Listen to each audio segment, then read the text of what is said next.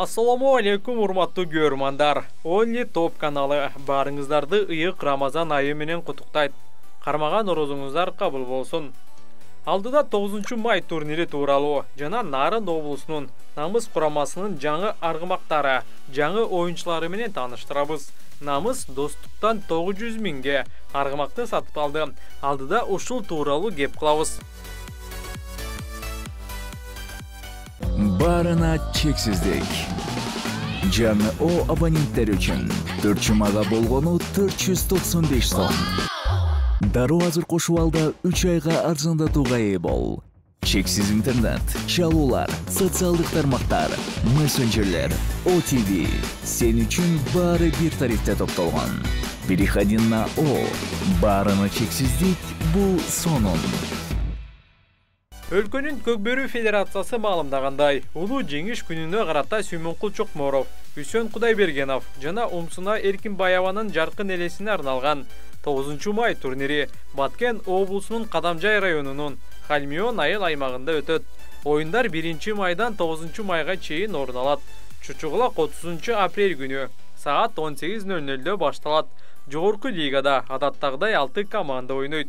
Алар Ынтымак, Сарыөзөн, Достук, Алатоо, Мурас жана Бакубат Талас. Ал эми 1 лигада канча команда ойнойт белгисиз. Норузда 24 команда катышканын белгилеп коелу. Дал ушул 1 лигада фаворит команда Нарын облусунун Намыс командасы. Себеби бул клуб күндөн күнгө күчтөнүп жатат.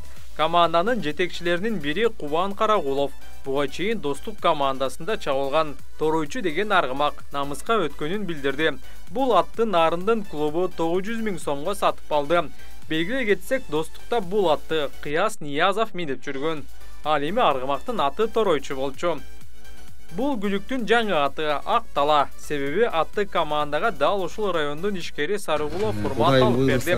Бизде дагы бир жаңылык бар. Мен колумда турган ак тулпар Ак Тала районунан Сарыгулов урмат деген байкебиз ушу Нарын көкбөрүсү өнүгүш үчүн ушу колдоо иретинде ушул атты кечээ сатып берди. Бул ат өзү Достук командасында ойногон. Кыяс Ниязов 2019 оюнда өткөн. Ушул атты кечээ ушу 900 миң сомго алып берди. Ушу байкелерибиз ушу ченебей жардам берип атат, чыны менен айтканда. Аябай колдоп атышат. Бир ат ушу жаңы эле мен айтып кеттим, ошол жумгалык бир байкебиз алып берди. Бул ат ушул Ак Тала ошол урмат деген байкебиз алып берди. Бул атта ошол бизде чоң жаамат бар. Шергазы деген биздин бир акебиз бар. Алайлык. Ошол байкебиз ушул атты предлагать этип, силерге ушу жакшы көргөнүңүз берет. Намыс деп ошол байкебиз дагы ошол байкебиздин дагы мээнети бар. Шергазы акебиз. Баарыңыздарга, колдоп аткандарга, баардыгыңыздарга чоң рахмат. Азыр Намыс командасын бир эле Нарын эмес, болгон область эле жакшы колдоп атышат. Анткени бизде ошо көбүнчө сөмкөл ошо Намыс командасынын жетекчилиги деле ошо карапайым адамдардан турганына себеби ошол эми байкелерибиз эми ойгонуп жакшы бир аттарды, аргымактарды сатып берип атышат. Бири ошо Баткенге барып келгенге жол кирелерин даярдап берип атышат федерациянын өзү.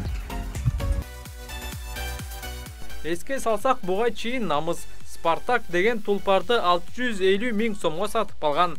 Мындан тышкары Намыс буга чейин Суусамыр командасында ойноп келген Мирбек Муташев аттуу улакчыны өз катарына кошуп алды. Бүгүн 13 апрель күнү Намыс жааты даярдыгын баштады.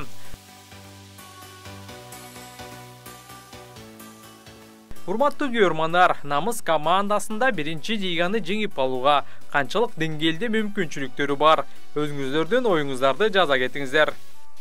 Жана биздин каналга кошулууну унутпаңыздар.